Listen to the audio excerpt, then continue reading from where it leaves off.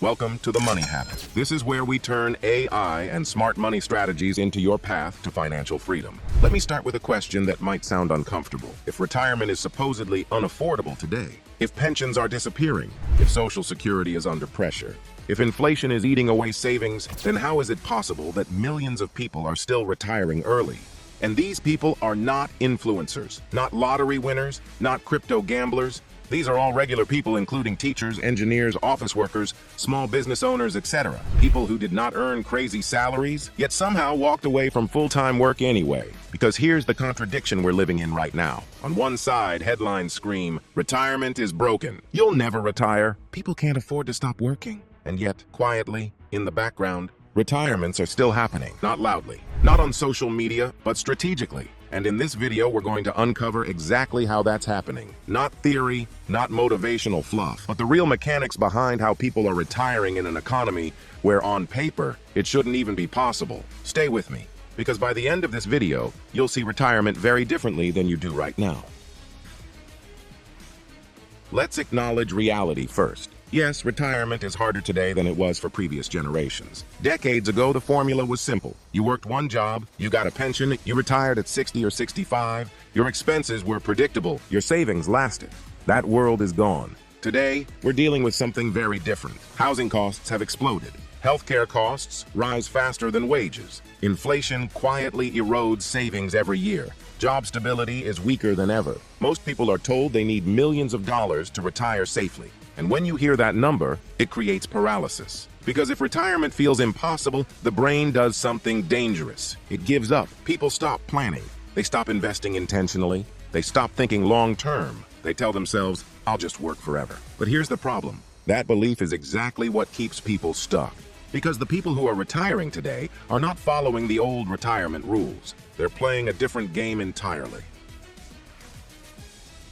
The biggest lie about retirement is simple, but it's powerful. We were told that retirement is a finish line. Work hard for 40 years, save consistently, invest responsibly. And then one day, at 60 or 65, you stop working and start living. That story made sense in a very different world. It made sense when pensions existed, when companies were loyal to employees, when housing was affordable, healthcare was cheaper, and markets were more predictable. But that world doesn't exist anymore. Today, most people don't retire because they want to. They retire because their bodies slow down, their jobs disappear, or the system quietly pushes them out. And here's the uncomfortable truth. Most financial advice avoids saying out loud, retirement was never designed for everyone. It was designed for a small group of people who stayed employed continuously, avoided major financial shocks, and lived in a stable economic era.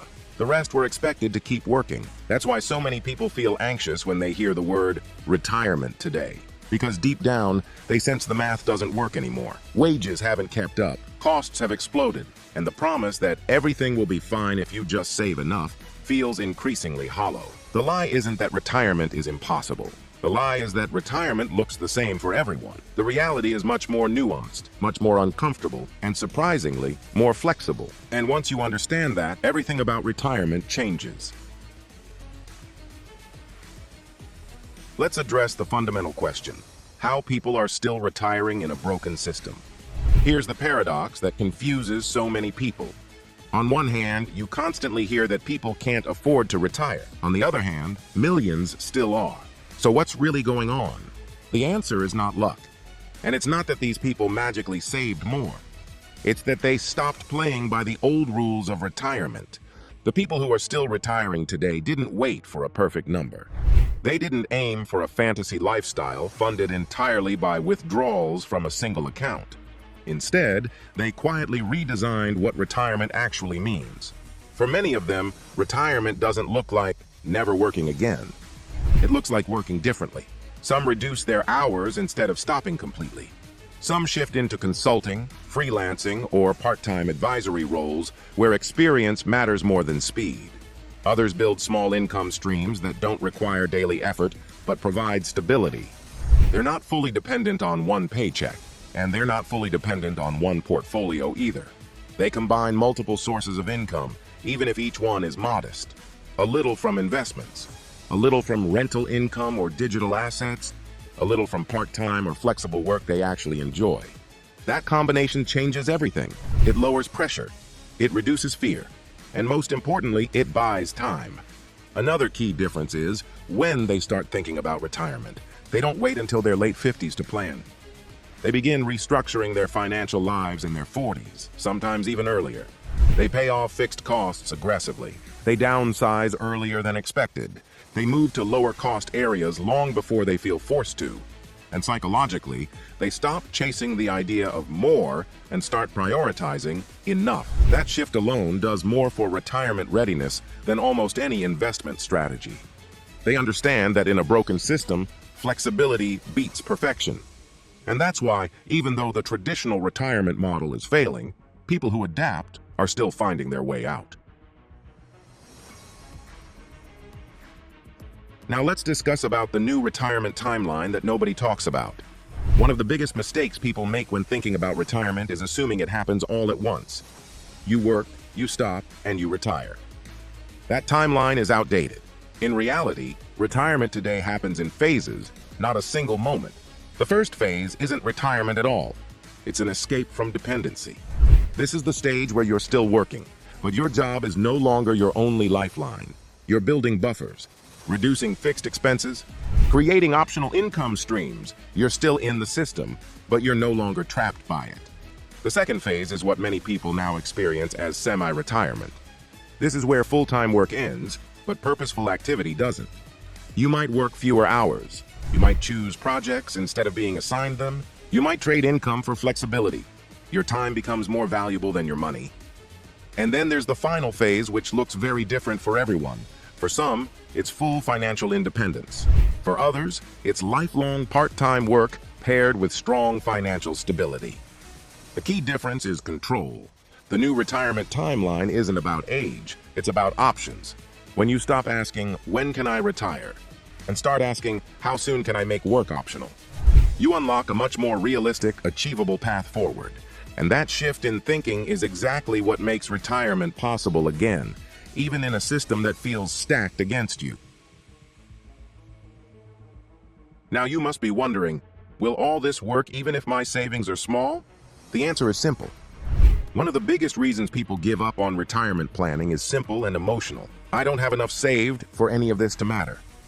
That belief quietly kills momentum before it ever starts.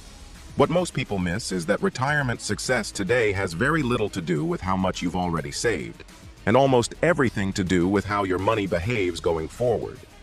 In the old system, savings were the main engine.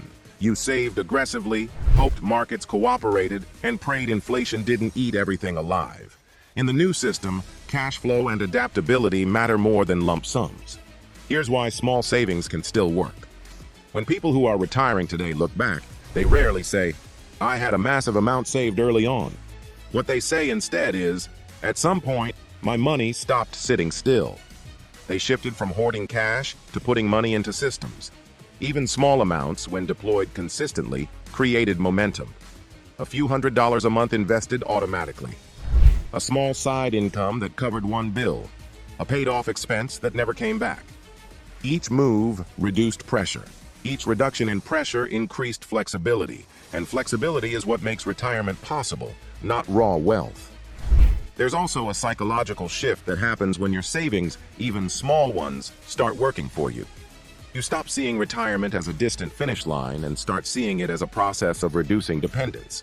The truth is, most people who retire in today's environment don't cross a magic number. They cross a comfort threshold, where income sources and reduced expenses meet in the middle. Small savings are not a weakness. They are simply the starting point. What matters is what you build on top of them. As the next step, let's try to understand the role of modern tools and AI in achieving early retirement. What makes this era of retirement fundamentally different from any generation before?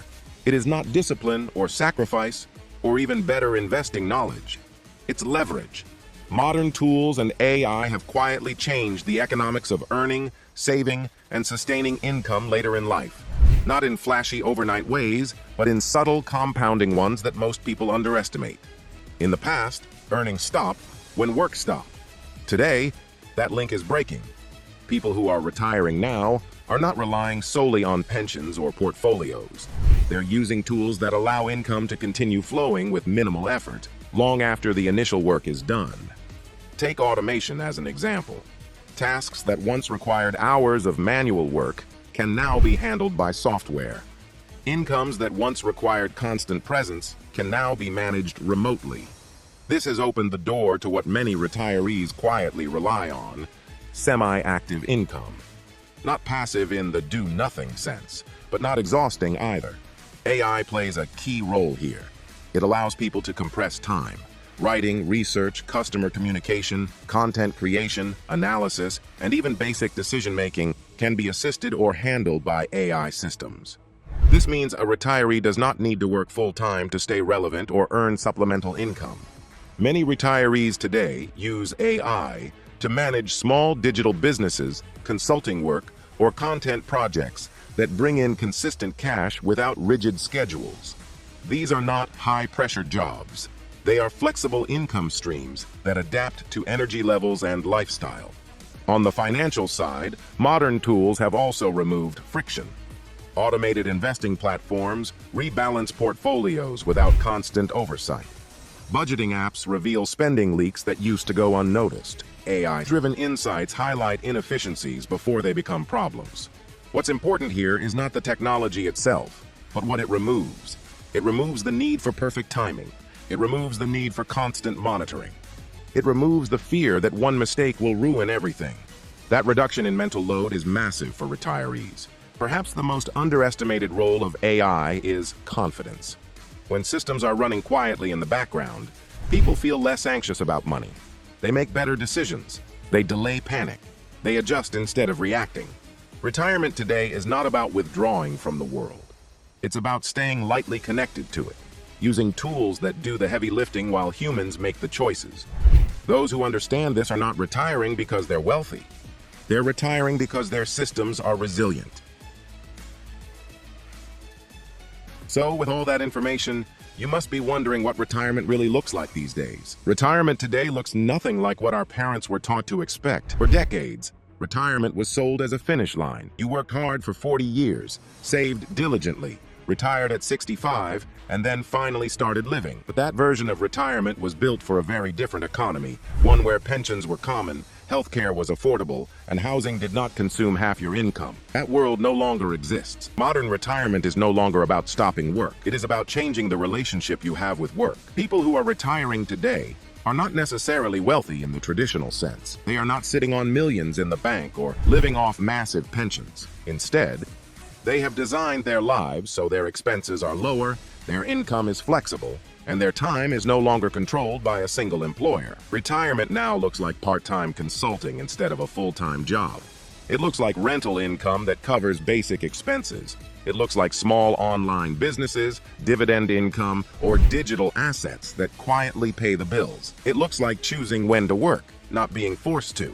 Most importantly, modern retirement is gradual, not abrupt. People ease out of full-time work over years instead of flipping a switch overnight. They replace income slowly, reduce expenses intentionally, and buy back time step by step. This shift matters because it makes retirement achievable again. When retirement stops being an all-or-nothing event and becomes a flexible lifestyle design, it stops feeling impossible. It becomes something you move toward, not something you wait decades to reach. That is the quiet truth behind why people are still retiring, even when the system looks broken from the outside. However, most people believe retirement is impossible because they are measuring it using outdated rules. They are told they need millions saved, a paid-off house, zero debt, and perfect market conditions before they can even consider stopping work. Every headline reinforces the same fear.